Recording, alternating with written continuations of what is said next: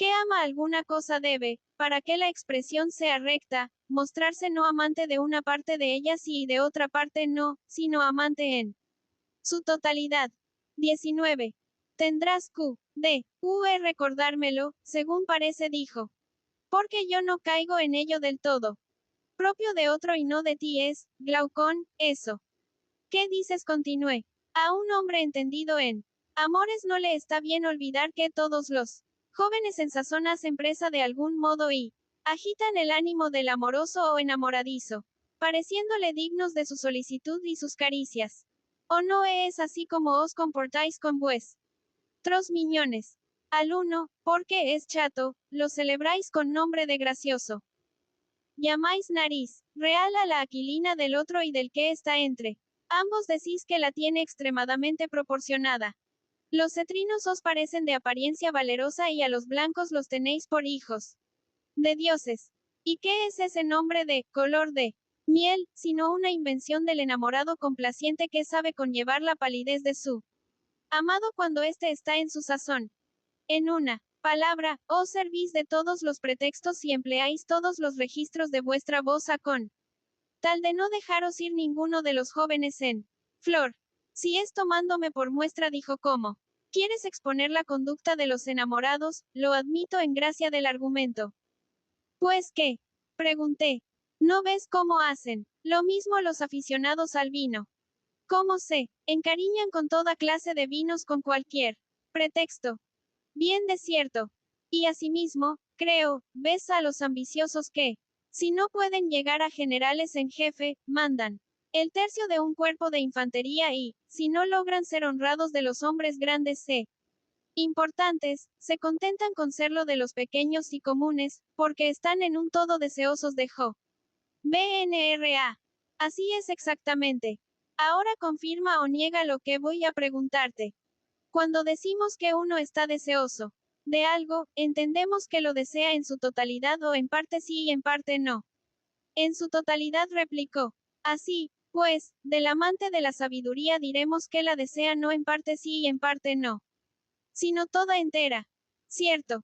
Por tanto, de aquel que siente disgusto por el estudio, y sé más si es joven y aún no tiene criterio de lo que es bueno y de lo que no lo es, no diremos que sea amante del estudio ni filósofo.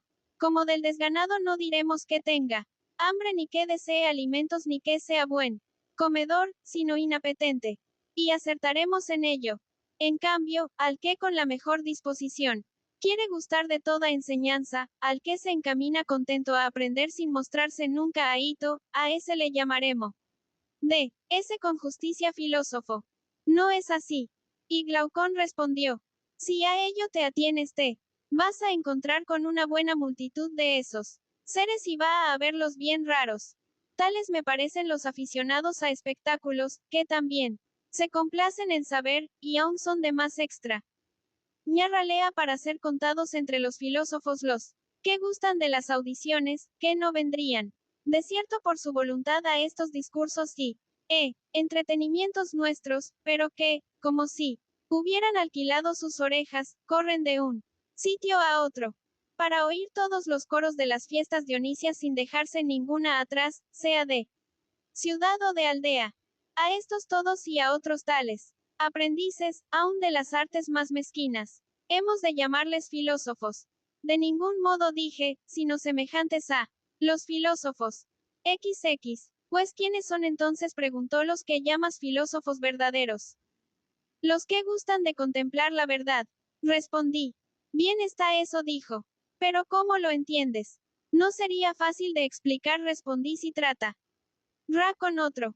Pero tú creo que has de convenir conmigo en este punto.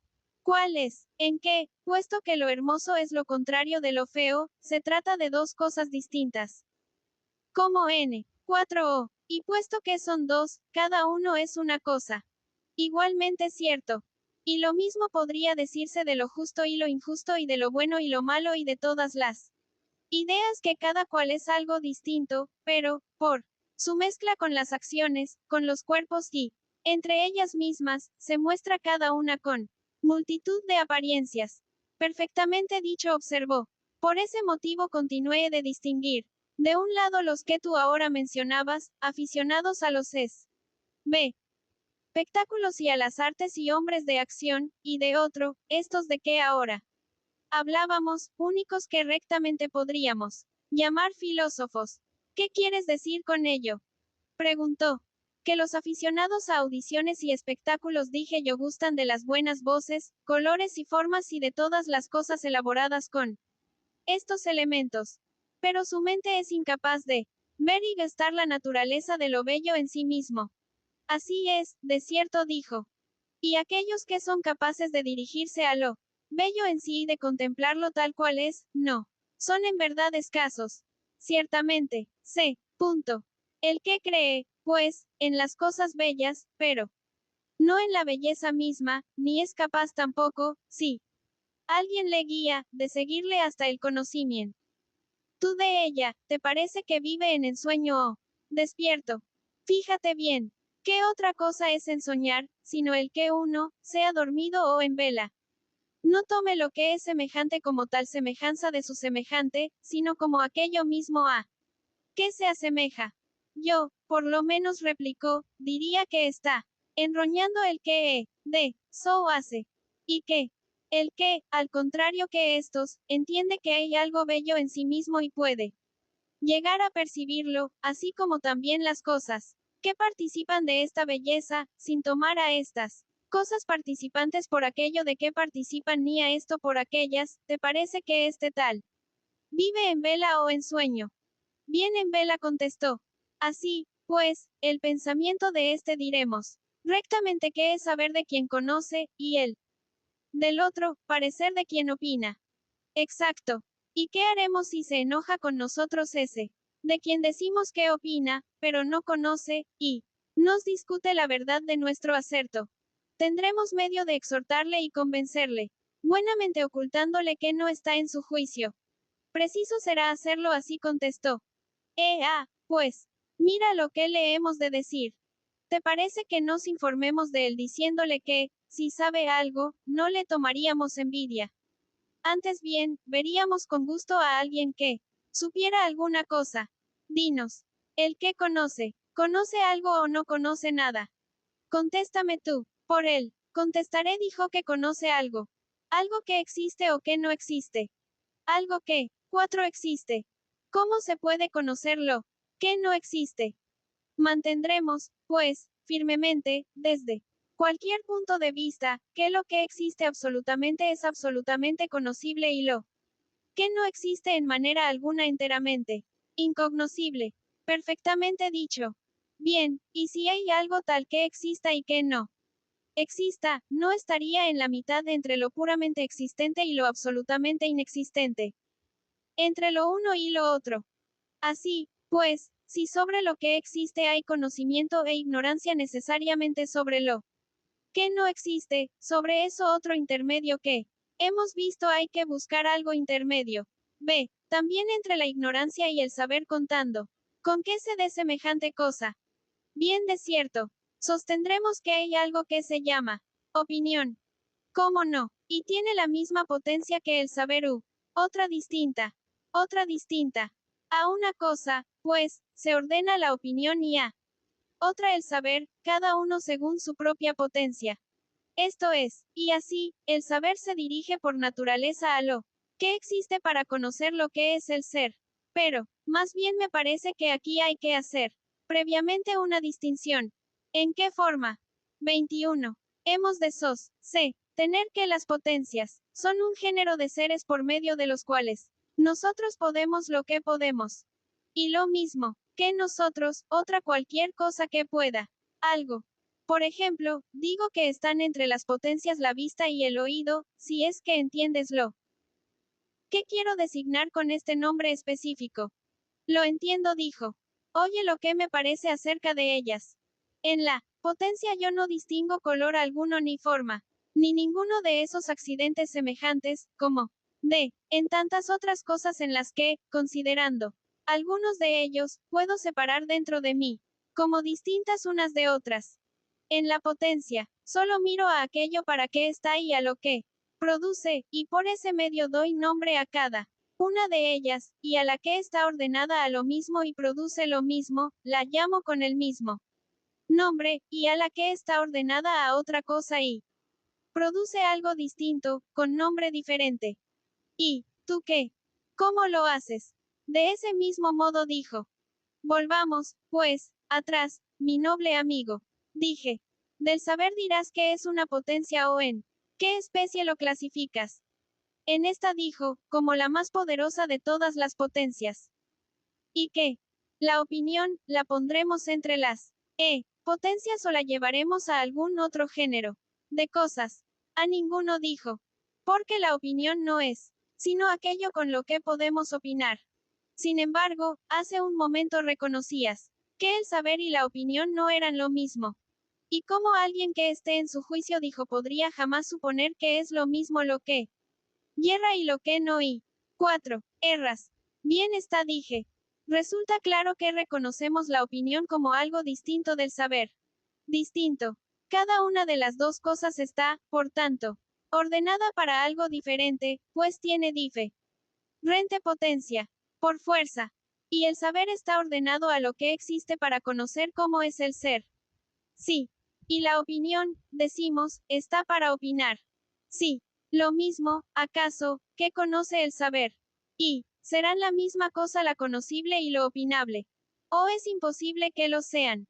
Imposible dijo, según lo anteriormente convenido, puesto que cada potencia está por naturaleza para una cosa y ambos, saber y opinión, son potencias, pero distintas, como decíamos, una de otra. Por lo cual no cabe que lo conocible y lo opinable sean lo mismo. Por tanto, si lo conocible es el ser, lo opinable no será el ser, sino otra cosa. Otra. Se opinará, pues, sobre lo que no existe. ¿O es imposible opinar sobre lo no existente? Pon mientes en ello. El que opina no tiene su opinión sobre algo. ¿O es posible opinar sin opinar sobre nada? Imposible. Por tanto, el que opina opina sobre alguna cosa. Sí. Y lo que no existe no es alguna cosa, sino que realmente puede llamarse nada. Exacto. Ahora bien, a lo que no existe le atribuimos forzosamente la ignorancia y a lo que existe el conocimiento. Y con razón dijo. Por tanto, no se opina sobre lo existente ni sobre lo no existente. No, de cierto. Ni la opinión será, por consiguiente, ignorancia, ni tampoco conocimiento. No parece. ¿Acaso, pues, está al margen de estas dos cosas superando al conocimiento en perspicacia? ¿O a la ignorancia en oscuridad? Ni una cosa ni otra. Quizá entonces dije yo, parece la opinión algo más oscuro que el conocimiento, pero más luminoso que la ignorancia. Y en mucho replicó. Luego está en mitad de ambas. Sí. Será, pues, un término medio entre una y otra.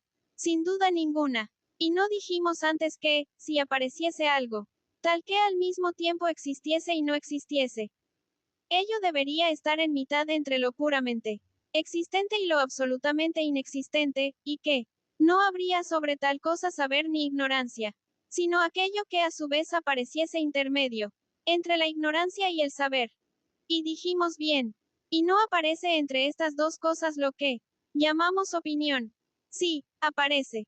22. Ahora, pues, nos queda por investigar, según se ve, aquello que participa de una y otra cosa, del ser y del no ser, y que no es posible designar fundadamente como lo uno ni como lo otro.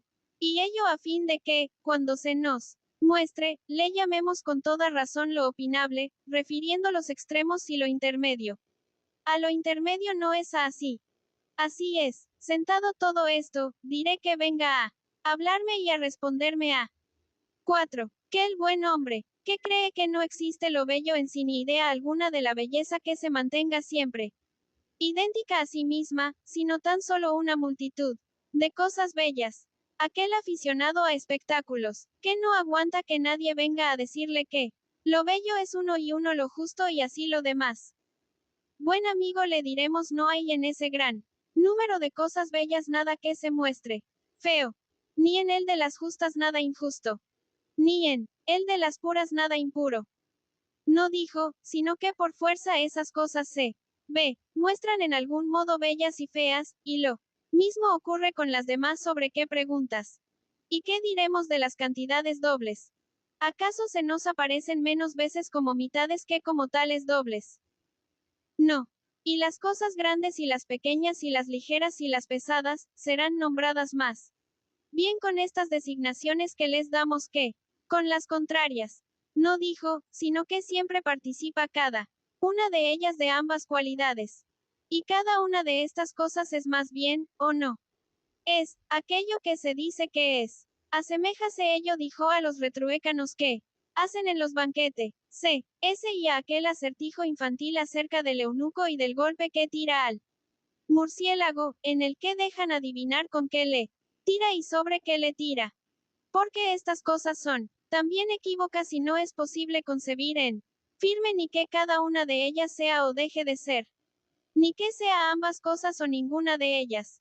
Tendrás, pues, algo mejor que hacer con ellas. Dije o mejor sitio en donde colocarlas, que en mitad entre la existencia y el no ser. Porque, en verdad, no se muestran más oscuras que el no ser para tener menos existencia que este, ni más luminosas que el ser para existir más que él. Verdad pura es eso, observó. Hemos descubierto, pues, según parece, que las múltiples creencias de la multitud acerca de lo bello y de las demás cosas dan vueltas en la región intermedia entre el no ser y el ser puro. Lo hemos descubierto. Y ya antes convinimos en que, si se nos mostraba algo así, debíamos llamarlo opinable. Pero no conocible y es lo que, andando errante, en mitad, ha de ser captado por la potencia intermedia. Así convinimos. Por tanto, ven Anto, de los que perciben muchas cosas bellas, pero no ven lo bello en sí ni pueden seguir a otro que a ello los conduzca y, asimismo ven muchas cosas justas, pero no lo justo en sí, y de igual manera todo lo demás. Diremos que opinan de todo, pero que no conocen nada de aquello sobre qué opinan. Preciso es, aseveró. ¿Y qué diremos de los que contemplan cada cosa en sí siempre idéntica a sí misma? No, sostendremos que estos conocen y no opinan. Forzoso es también eso. Y no afirmaremos que estos tales abrazan. 4. Y aman aquello de que tienen conocimiento, y los otros, aquello de que tienen opinión. O no, recordamos haber dicho que estos últimos se complacen en las buenas voces y se recrean en los hermosos colores, pero no toleran ni la existencia de lo bello en sí. Lo recordamos. Nos saldríamos, pues, de tono llamándolos amantes de la opinión más que filósofos o amantes del saber. Se enojarán gravemente con nosotros si decimos eso. No, de cierto, si siguen mi consejo, dijo. Porque no es lícito enojarse con la verdad. Y a los que se adhieren a cada uno de los seres en sí, no habrá que llamarlos filósofos o amantes del saber y no amantes de la opinión. En absoluto. 4. Y así pues, dije yo, tras un largo discurso, se nos ha mostrado al fin, oh, Glaucón, quiénes son filósofos y quiénes no. En efecto, dijo, quizá no fue posible conseguirlo por más breve camino. No parece, dije. De todos modos, creo que se nos habría mostrado mejor si no hubiéramos tenido que hablar más que de ello ni nos fuera preciso el discurrir ahora. Sobre todo lo demás, al tratar de examinar en qué difiere la vida justa de la injusta. ¿Y a qué preguntó debemos atender después de ello? ¿A qué va a ser respondí sino a lo que se sigue? Puesto que son filósofos aquellos que pueden alcanzar lo que siempre se mantiene igual a sí mismo y no lo son los que andan errando por multitud de cosas diferentes, ¿cuáles de ellos conviene que sean jefes en la ciudad? ¿Qué deberíamos sentar? Preguntó para acertar en ello. ¿Qué hay que poner de guardianes? Dije yo a aquellos que se muestren capaces de guardar las leyes y usos de las ciudades. Bien, dijo. Y no es cuestión clara, proseguí la de sí. Conviene que el que ha de guardar algo sea ciego o tenga buena vista. ¿Cómo no ha de ser clara? Replicó. Y se muestran en algo diferentes de los ciegos los que de hecho están privados del conocimiento de todo ser y no tienen en su alma ningún modelo claro ni pueden D. Como los pintores, volviendo su mirada a lo puramente verdadero y tornando constantemente a ello y contemplándolo con la mayor agudeza, poner allí, cuando haya que ponerlas, las normas de lo hermoso, lo justo y lo bueno y conservarlas con su vigilancia una vez establecidas. No, por Zeus, contestó. No difieren en mucho. Pondremos, pues, a estos como guardianes, o a los que tienen el conocimiento de cada ser, sin ceder en experiencia a aquellos ni quedarse atrás en ninguna otra parte de la virtud. Absurdo sería, dijo, elegir a otros cualesquiera si es que estos no les son inferiores en lo demás. Pues con lo dicho solo cabe afirmar que 4. Les aventajan en lo principal. Y no explicaremos de qué manera podrían tener los tales una y otra ventaja. Perfectamente. Pues bien, como dijimos al principio de esta discusión, hay que conocer primeramente su índole. Y, si quedamos de acuerdo sobre ella, pienso que convendremos también en qué tienen esas cualidades y en qué a estos, y no a otros, hay que poner como guardianes de la ciudad. ¿Cómo? 2. Convengamos, con respecto a las naturalezas filosóficas. B. As, en que éstas se apasionan. Siempre por aprender aquello que puede mostrarles algo de la esencia siempre existente y no sometida a los extravíos de generación y corrupción. Convengamos. Y además dije yo, en que no se dejan perder por su voluntad ninguna parte de ella, pequeña o grande, valiosa o de menor valer, igual. ¿Qué referíamos antes de los ambiciosos y enamorados? Bien dices, observó. Examina ahora esto otro, a ver si es forzoso. Que se halle, además de lo dicho, en la naturaleza de los Q. C. Han de ser como queda enunciado. ¿Qué es ello? La veracidad y el no admitir la mentira en modo alguno, sino odiarla y amar la verdad. Es probable, dijo. No solo es probable, mi querido amigo, sino de toda necesidad que el que por naturaleza es enamorado, ame lo que es con natural y propio del objeto amado. Exacto, dijo. Y encontrarás cosa más propia de la ciencia que la verdad. ¿Cómo habría de encontrarla? Dijo.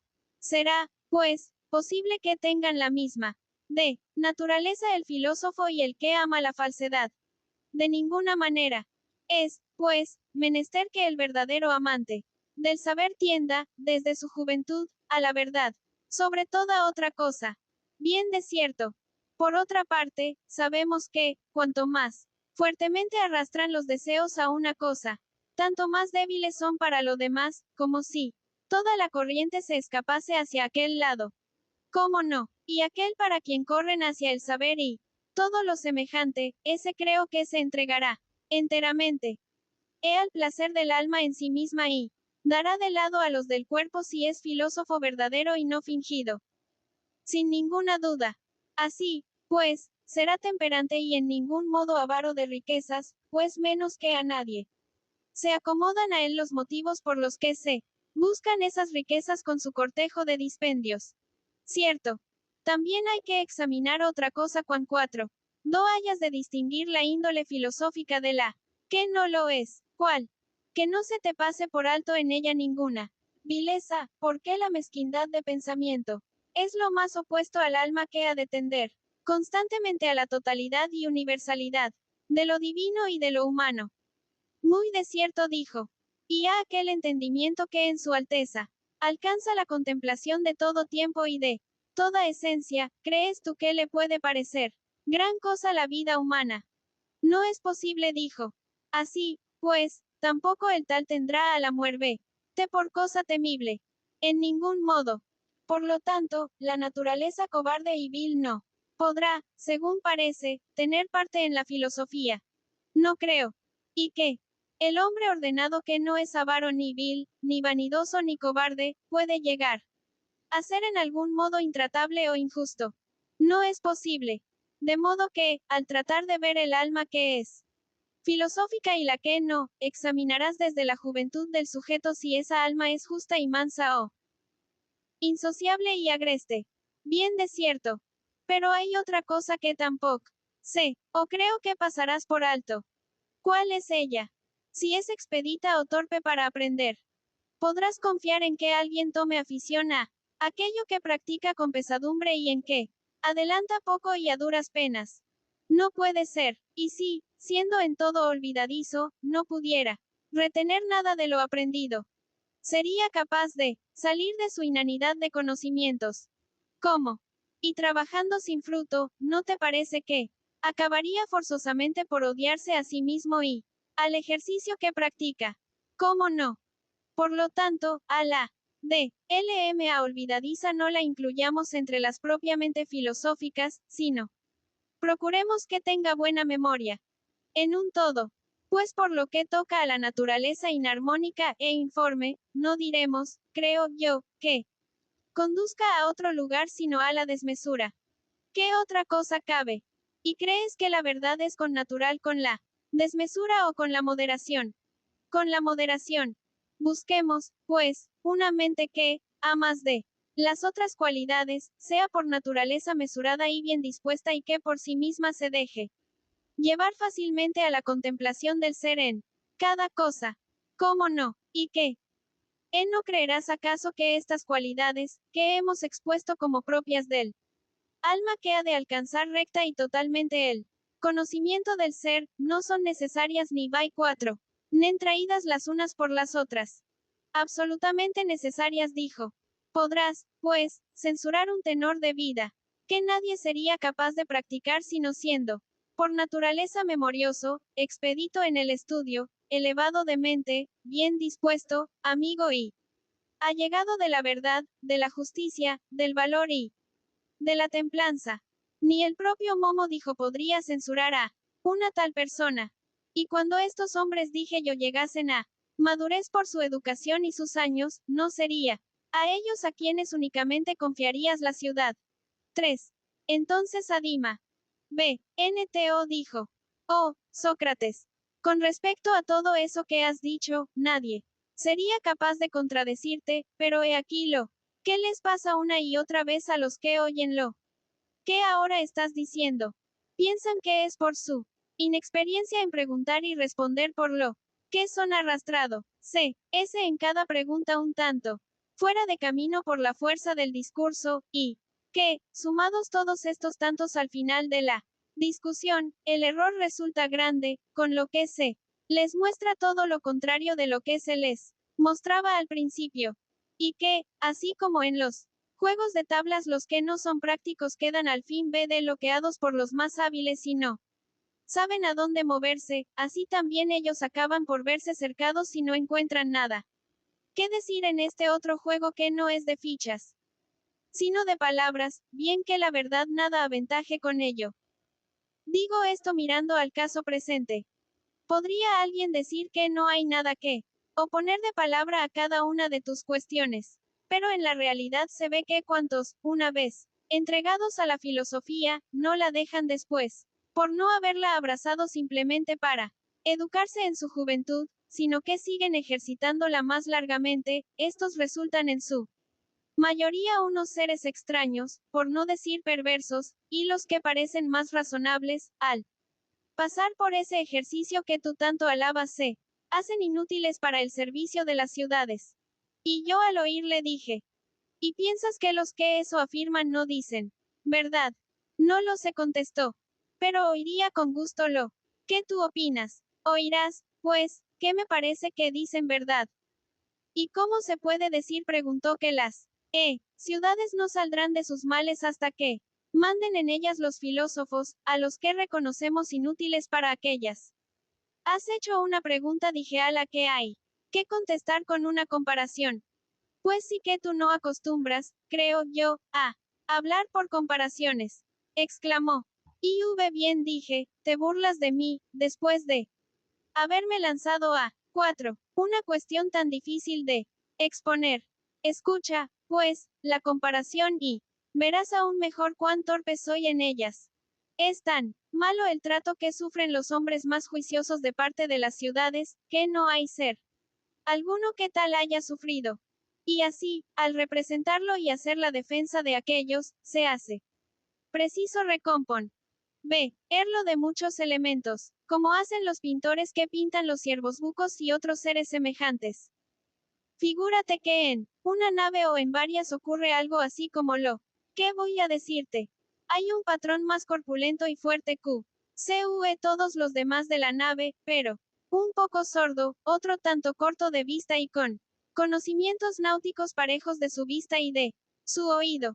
Los marineros están en reyerta unos con otros por llevar el timón, creyendo cada uno de ellos que debe regirlo sin haber aprendido jamás el arte del timonel ni poder señalar quién fue su maestro ni el tiempo en que lo estudió, antes bien, aseguran que no es cosa de estudio y, lo que es más, se muestran dispuestos a hacer pedazos al que diga que lo es. Estos, tales rodean al patrón instándole y empeñan 12 por todos los medios en que les entregue el timón. Y sucede que, si no le persuaden, sino, más bien hace caso de otros, dan muerte a estos, o les echan por la borda, dejan impedido al honrado patrón con mandrágora, con vino o por cualquier otro medio y se ponen a mandar en la nave apoderándose de lo que en ella hay. Y así, bebiendo y banqueteando, navegan como es natural que lo hagan tales gentes y, sobre ello, llaman hombre de mar y buen piloto y entendido en la náutica a todo aquel que se da arte a ayudarles en tomar el mando por medio de la persuasión o fuerza. Echa al patrón y censuran como inútil al que no lo hace. Y no entienden tampoco que el buen piloto tiene necesidad de preocuparse del tiempo, de las estaciones, del cielo, de los astros, de los vientos y de todo aquello que atañe al arte si ha de ser en realidad jefe de la nave. Y, en cuanto al modo de regirla, quieran los otros o no, no piensan que sea posible aprenderlo ni como ciencia ni como práctica, ni por lo tanto el arte del pilotaje. Al suceder semejantes cosas en la nave, no haz que el verdadero piloto será llamado un miracielos, un charlatán, un inútil por los Q4. Navegan en naves dispuestas. De ese modo. Bien seguro dijo Adimanto. Y creo dije yo, no necesitas examinar por menudo la comparación para ver qué representa la actitud de las ciudades respecto de los verdaderos filósofos, sino que entiendes lo que digo. Bien de cierto repuso. Así, pues, instruye en primer lugar con esta imagen a aquel que se admiraba de que los filósofos no reciban honra en las ciudades y trata de persuadirle de que sería mucho más extraño que la recibieran. Sí que le instruiré, dijo. E instrúyele también de qué dice verdad en lo de que los más discretos filósofos son inútiles para la multitud, pero hazle que culpe de su inutilidad a los que no se sirven de ellos sino a ellos mismos. Porque no es natural que el piloto suplique a los marineros que se dejen gobernar por él ni que los avios vayan a pedir a las puertas de los ricos, sino que miente el que dice tales gracias y la verdad es, naturalmente, que el que está enfermo sea, rico o pobre, tiene que ir a la puerta del médico, y todo el que necesita ser gobernado, a la de aquel que puede gobernarlo. No que el gobernante pida a los gobernados que se dejen gobernar si es que de cierto hay alguna utilidad en su gobierno. No, errarás, en cambio, si comparas a los políticos, que ahora gobiernan con los marineros de que hablábamos hace un momento, y a los que estos llamaban inútiles y papanatas, con los verdaderos pilotos. Exactamente observó. Por lo tanto, y en tales condiciones, no es fácil que el mejor tenor de vida sea habido en consideración por los que viven de manera contraria, y la más grande, con mucho, y más fuerte de las inculpaciones le viene a la filosofía de aquellos que dicen que la practican. A ellos se refiere el acusador de la filosofía de que tú hablabas al afirmar que la mayor parte de los que se dirigen a aquella son unos perversos, y los más discretos, unos inútiles, cosa en que yo convine contigo. No es así. Sí. Hemos, pues, explicado la causa de que los buenos sean inútiles. En efecto, ¿quieres que a continuación expongamos cuán forzoso ese que la mayor parte de ellos sean malos y que, si podemos, intentemos mostrar que tampoco de esto es culpable la filosofía? Ciertamente que sí. Sigamos, pues, hablando y escuchando por turno, pero recordando antes el lugar en que 4. Describíamos las cualidades innatas que había de reunir forzosamente quien hubiera de ser hombre de bien. Y su principal y primera cualidad era, si lo recuerdas, la verdad, la cual debía él perseguir en todo asunto y por todas partes. Si no era un embustero que nada tuviese que ver con la verdadera filosofía. En efecto, así se dijo. Y no era ese un punto absolutamente opuesto a la opinión general acerca del filósofo. Efectivamente dijo. Pero no nos defenderemos cumplidamente, alegando que el verdadero amante del conocimiento está en b. Naturalmente dotado para luchar, en persecución del ser y no se detiene en cada una de las muchas cosas que pasan por existir, sino que sigue adelante, sin flaquear ni renunciar a su amor hasta que alcanza la naturaleza misma de cada una de las cosas que existen, y la alcanza con aquella parte de su alma a que corresponde, en virtud de su afinidad, el llegarse a semejantes especies, por medio de la cual se acerca y une a lo que realmente existe y engendra inteligencia y verdad, librándose entonces, pero no antes, de los dolores de su parto, y obtiene conocimiento y verdadera vida y alimento verdadero. No hay mejor defensa, dijo. ¿Y qué? Será propio de ese hombre el amar la mentira o todo lo contrario, el odiarla. Sí, el odiarla, dijo. Ahora bien, si la verdad es quien dirige, no. Diremos, creo yo, que vaya seguida de un coro de vicios. ¿Cómo ha de ir, sino de un carácter sano y justo, al cual acompañe también la templanza? Exacto, dijo. Pero qué falta hace volver a poner en fila, demostrando que es forzoso que existan, el coro de las restantes cualidades filosóficas. En efecto, recuerdas, creo yo, que resultaron propios de estos seres el valor, la magnanimidad, la facilidad para aprender, la memoria.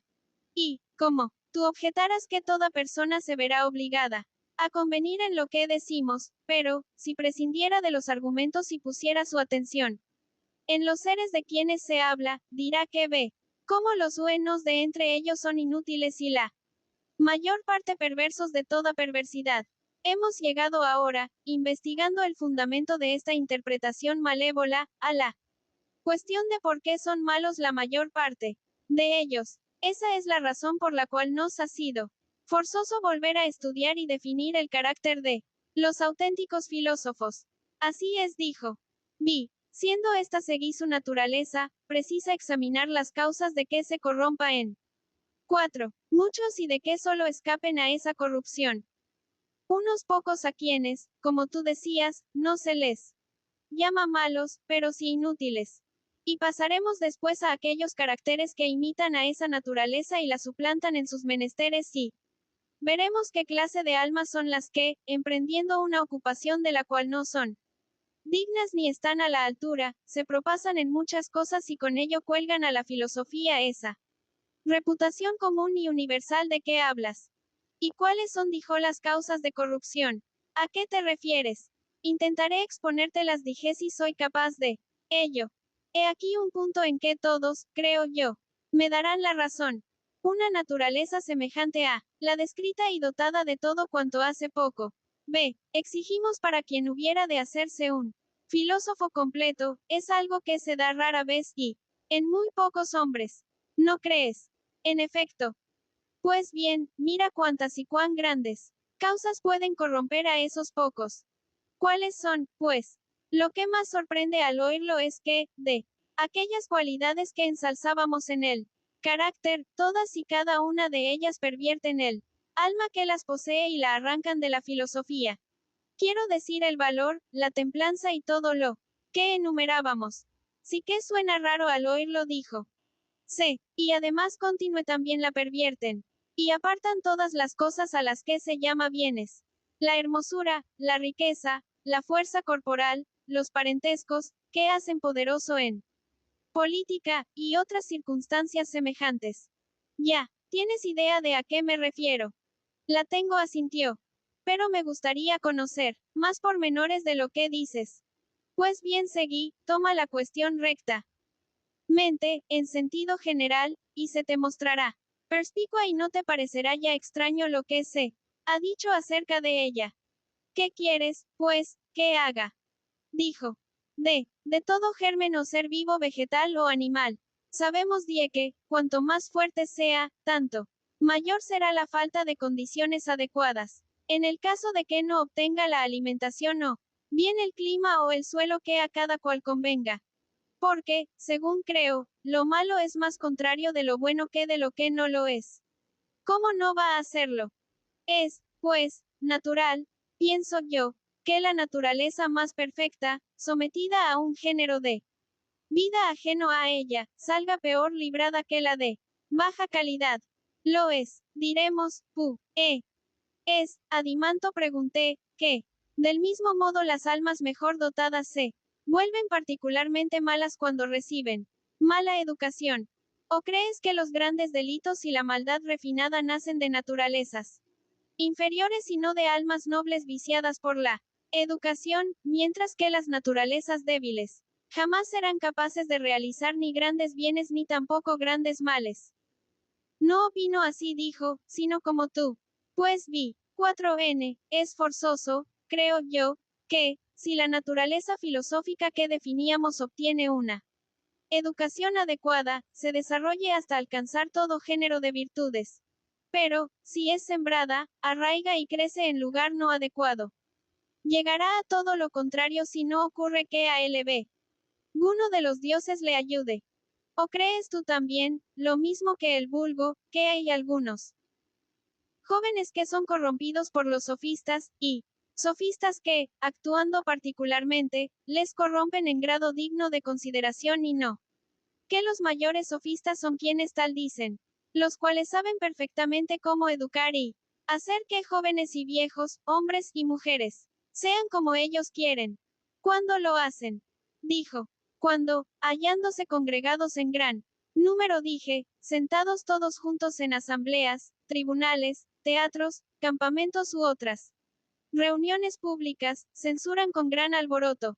C. Algunas de las cosas que se dicen o hacen y otras las alaban del mismo modo, exageradamente en uno y otro caso, y chillan y aplauden.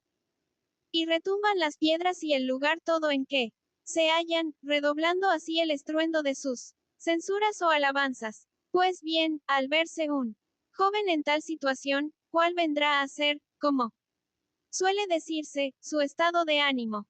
¿O qué educación privada resistirá a ello sin dejarse arrastrar, anegada por la corriente de semejantes censuras y encomios, a donde quiera que ésta la lleve, o llamar buenas y malas a las mismas cosas que aquellos, o comportarse igual que ellos, o ser como son? Es muy forzoso, oh, Sócrates. Dijo. 7. Sin embargo, dije, aún no hemos hablado de la mayor fuerza. ¿Cuál? Dijo. La coacción material de que usan esos educadores y sofistas cuando no persuaden con sus palabras. ¿O no sabes que a quien no obedece le castigan con privaciones de derechos, multas y penas de muerte? Lo sé muy bien, dijo. Pues bien, ¿qué otro sofista, qué otra instrucción privada crees que podrá prevalecer si resiste contra ellos? Pienso que nadie, dijo. No, en efecto. Solo el intentarlo, dije, sería gran locura. Pues no existe ni ha existido ni ciertamente existirá jamás ningún carácter distinto en lo que toca a virtud ni formado por una educación opuesta a la de ellos. Hablo de caracteres human. 4 mi querido amigo, pues los divinos hay que dejarlos a un lado de acuerdo con el proverbio. En efecto, debes saber muy bien que, si hay algo que en una organización política como esta se salve y sea como es debido, no carecerás de razón al afirmar que es una providencia divina la que lo ha salvado. No opino yo de otro modo, dijo. Pues bien, dije, he aquí otra cosa que debes creer también. ¿Cuál?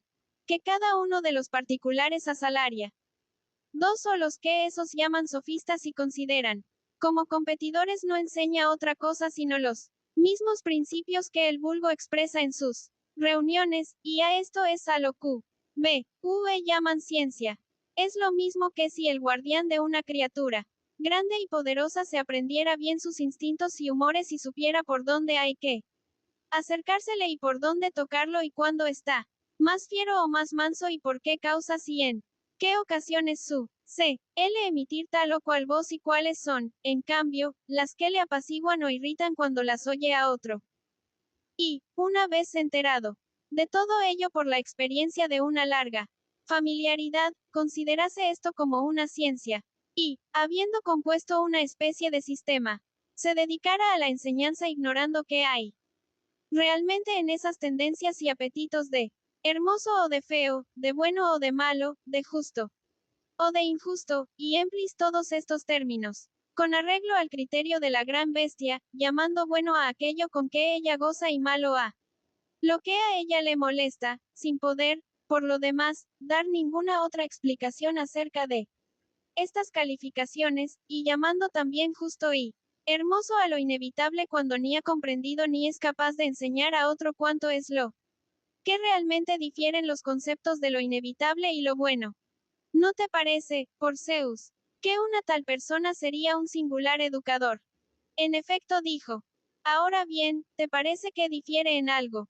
De este el que, tanto en lo relativo a la pintura o música como a la política, llama ciencia al haberse aprendido el temperamento y los gustos de una heterogénea multitud congregada. Porque, si una persona se presenta a ellos para someter a su juicio una poesía o cualquier otra obra de arte o algo útil para la ciudad, haciéndose así dependi, ente del vulgo en grado mayor, que el estrictamente indispensable, la llamada necesidad diomedea le forzará a hacer lo que ellos hayan de alabar. ¿Y has oído alguna vez a alguno que dé alguna razón que no sea ridícula, para demostrar que realmente son buenas y bellas esas cosas? Ni espero oírlo nunca dijo. 8. Pues bien, después de haberte fijado en todo esto, acuérdate de aquello. Existe medio de que el vulgo admita o reconozca que existe lo bello. 4. En sí, pero no la multiplicidad de cosas bellas, y cada cosa en sí, pero no la multiplicidad de cosas particulares. De ningún modo dijo. Entonces dije, es imposible que el vulgo sea filósofo. Imposible. Y por tanto, es forzoso que los filósofos sean vituperados por él. Forzoso. Y también por esos particulares que conviven con la plebe y desean agradarle. Evidente. Según esto, ¿qué medio de salvación descubres para que una naturaleza filosófica persevere hasta el fin en su menester? Piensa en ello, basándote en lo de antes. En efecto, dejamos sentado que la facilidad para aprender, la memoria, el valor y la magnanimidad eran propios de esa naturaleza. Sí. Pues bien, el que sea así, descollará ya, desde niño entre todos los demás, sobre todo si su cuerpo se desarrolla de modo semejante a su alma. ¿Por qué no va a descollar? Dijo. Y, cuando llegue a mayor, me figuro que sus parientes y conciudadanos querrán servirse de él para sus propios fines. ¿Cómo no? Se postrarán, pues, ante él y le suplicarán y agasajarán anticipándose así a adular de antemano su futuro poder. Al menos así suele ocurrir, dijo. ¿Y qué piensas de que hará una persona así en tal situación, sobre todo si se da el caso de que sea de una gran ciudad y goce en ella de riquezas y de oble abolengo teniendo además belleza y alta estatura?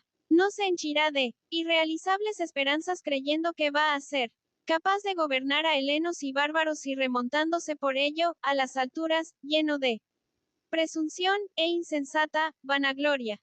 Efectivamente dijo. Y si al que está en esas condiciones se le acerca a alguien y le dice tranquilamente la verdad, esto es, que no hay en él razón alguna, que está privado de ella y que la razón es algo que no se puede adquirir sin entregarse completamente a la tarea de conseguirla, ¿crees que es fácil que haga caso quien está sometido a tantas malas influencias? Ni mucho menos dijo.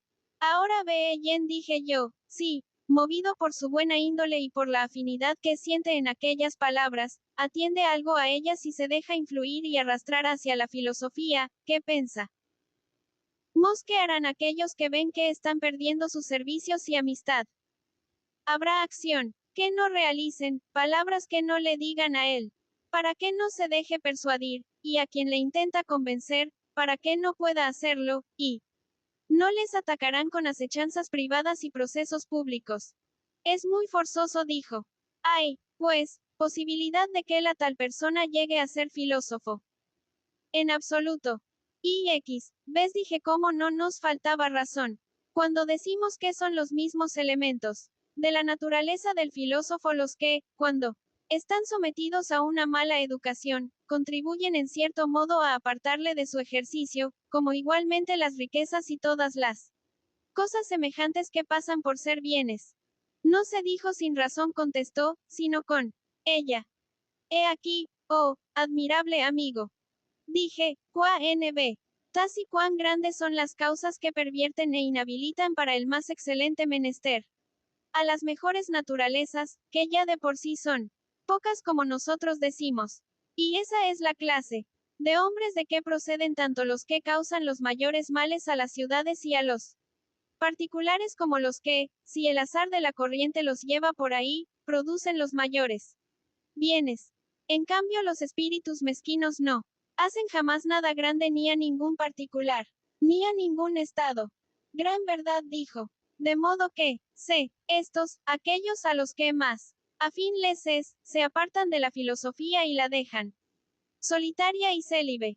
Y así, mientras ellos llevan una vida no adecuada ni verdadera, ella es asaltada, como una huérfana privada de parientes, por otros hombres indignos que la deshonran y le atraen reproches como aquellos con los que dices tú que la censuran, quienes afirman que entre los que tratan con ella hay algunos que no son dignos de nada y otros, los más, que merecen los peores males. En efecto, asintió, eso es lo que se dice. Y con razón, contesté yo.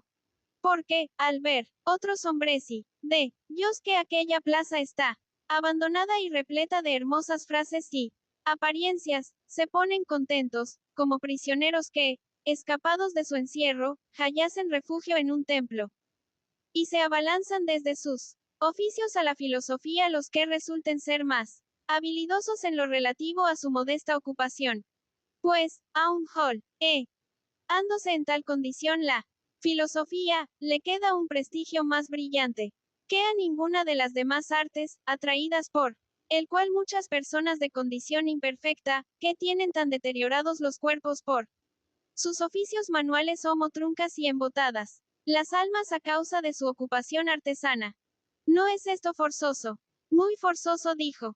¿Y crees que su aspecto difiere en algo, dije, del de un calderero calvo y rechoncho que ha ganado algún dinero y que, de sus grilletes recién liberado y en los baños recién lavado, se ha compuesto como un novio, con su vestido nuevo, y va a casarse con la hija del dueño porque ella es pobre y está sola?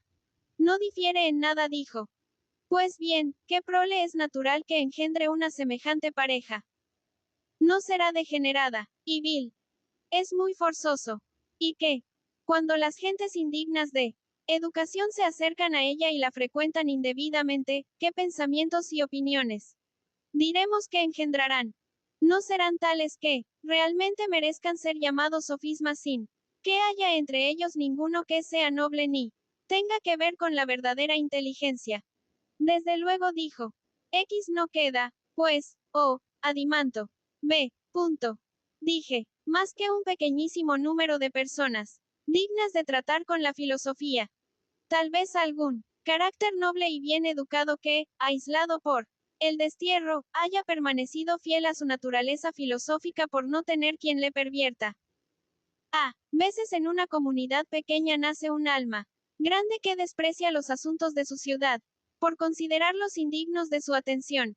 Y también puede haber unos pocos seres bien dotados que acudan a la filosofía movidos de un justificado desdén por sus oficios. A otros, los puede detener quizá el freno de nuestro compañero Teages, que, teniendo todas las demás condiciones necesarias para abandonar la filosofía, es detenido y apartado de la política, por el cuidado de su cuerpo enfermo. Y no vale la pena de hablar de mi caso, pues son muy pocos o ninguno aquellos otros a quienes se les ha aparecido antes que a mí la señal demónica. Pues bien, quien pertenece a este pequeño grupo y ha gustado la dulzura y felicidad de un bien semejante y ve, en cambio, con suficiente claridad que la multitud está toca y que nadie o casi nadie hace nada juicioso en política y que no hay ningún aliado con el cual pueda uno acudir en defensa de la justicia sin exponerse, por ello a morir antes de haber prestado ningún servicio a la ciudad ni a sus amigos, con muerte inútil para sí mismo y para los demás, como la de un hombre que, caído entre bestias feroces, se negara a participar en sus fechorías y ser capaz tampoco de defenderse contra los furores de todas ellas.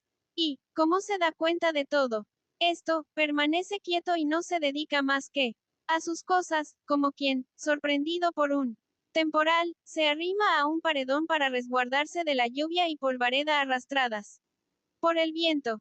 Y, contemplando la iniquidad que a todos contamina, se da por satisfecho si puede el pasar limpio de injusticia e impiedad por esta vida de aquí abajo y salir de ella tranquilo.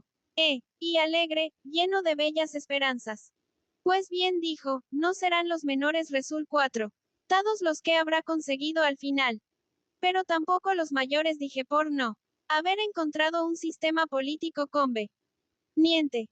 Pues en un régimen adecuado se hará más grande y, al salvarse él, salvará a la comunidad. Sí, más de por qué ha sido atacada la filosofía y de qué lo ha sido injustamente, de eso. Me parece a mí que, a no ser que tú tengas algo más que decir, ya hemos hablado bastante. Nada tengo ya que añadir acerca de ello, contestó. Pero ¿cuál de los gobiernos actuales consideras adecuado a ella? Ninguno en absoluto dije. De eso precisamente me quejo. ¿De qué no hay entre los de ahora ningún sistema político que convenga a las naturalezas filosóficas y por eso se tuercen? Estas y se alteran. Como suele ocurrir con una simiente exótica que, sembrada en suelo extraño, degenera, sea vencida por él, y se adapta a la variedad indígena, del mismo modo un carácter de esta clase no conserva, en las condiciones actuales, su fuerza peculiar, sino que se transforma en otro distinto. Pero, si encuentra un sistema político tan excelente como él mismo, entonces es cuando demostrará que su naturaleza es realmente divina, mientras en los caracteres y maneras de vivir de los demás no hay nada que no sea simplemente humano. Ahora, bien, después de esto es evidente que me vas a preguntar qué sistema político es ese. No acertaste, dijo. No te iba a preguntar eso, sino si es el mismo que nosotros describimos al fundar la ciudad o bien otro distinto. Es el mismo, dije yo, excepto en una cosa, con relación a la cual dijimos entonces que sería necesario que viese siempre en el Estado alguna autoridad cuyo criterio acerca del gobierno fuese el mismo con que tú, el legislador, estableciste las leyes. Así se dijo, en efecto asintió. Pero no quedó lo suficientemente claro. Dije, porque me asustaron las objeciones con que me mostrasteis cuán larga y difícil era la demostración de este punto. Además, lo que queda no es en modo alguno fácil de explicar. ¿Qué es ello? La cuestión de cómo debe practicar la filosofía una ciudad que no quiera perecer. Porque todas las grandes empresas son peligrosas. Y verdaderamente lo hermoso es difícil, como suele decirse. Sin embargo, dijo, hay que completar la demostración dejando aclarado este punto. Si algo lo impide, dije, no será la falta de voluntad, sino de poder. Pero tú, que estás aquí, verás cuánto es mi celo. Mira, pues, de ¿qué modo tan vehemente y ternerario voy ahora a decir que la ciudad debe adoptar con respecto a este estudio una conducta enteramente opuesta a la de ahora? ¿Cómo? Los que ahora se dedican a ella dijesen, mozalbetes, recién salidos de la niñez, que, después de 4 haberse asomado a la parte más difícil de la filosofía, quiero decir lo relativo a la dialéctica, la dejan para poner casa y ocuparse en negocios y con ello pasan ya por ser consumados filósofos. Y en lo sucesivo creen hacer una gran cosa si, cuando se les invita, acceden a ser oyentes de otros que se dediquen a ello, porque lo consideran como algo de que no hay qué ocuparse sino de manera accesoria. Y al llegar la vejez, todos, excepto unos pocos, se apagan mucho más completamente que el sol. Heracliteo, porque no vuelven a encenderse de nuevo. B. ¿Y qué hay que hacer? Dijo. Todo lo contrario. Cuando son niños y mozalbetes deben recibir una educación y una filosofía apropiadas a su edad. Y en esa época, en que crecen y se desarrollan sus cuerpos, tienen que cuidarse muy bien de ellos preparándolos así como auxiliares de la filosofía. Llegada la edad en que el alma entra en la purez, hay que redoblar los ejercicios propios de ella. Y, cuando, por faltar las fuerzas, los individuos se vean apartados de la política y milicia, entonces hay que dejarlos ya que pascan en libertad y no se dediquen a ninguna otra cosa sino de manera accesoria. Eso si se quiere que vivan felices y que, una vez terminada su vida, gocen allá de un destino acorde con su existencia. Rena. 12. Verdaderamente dijo, me parece que hablas con vehemencia, oh Sócrates. Sin embargo, creo que la mayor parte de los que escuchan, empezando por Trasímaco, te contradirán con mayor vehemencia todavía y no se convencerán en manera alguna. No intentes diginemistarme contra Cid Maco, de quien hace poco me he hecho amigo, sin que, por lo demás, hayamos sido nunca enemigos, y no escatimaremos esfuerzos hasta que convenzamos tanto a este como a los demás o al menos les seamos útiles en algo para él. Caso de que, nuevamente nacidos a otra vida, se encuentren allí en conversaciones como esta. Pues sí que es corto el plazo de que hablas. Dijo. No es nada, contesté, al menos comparado con la eternidad. Por lo demás no me sorprende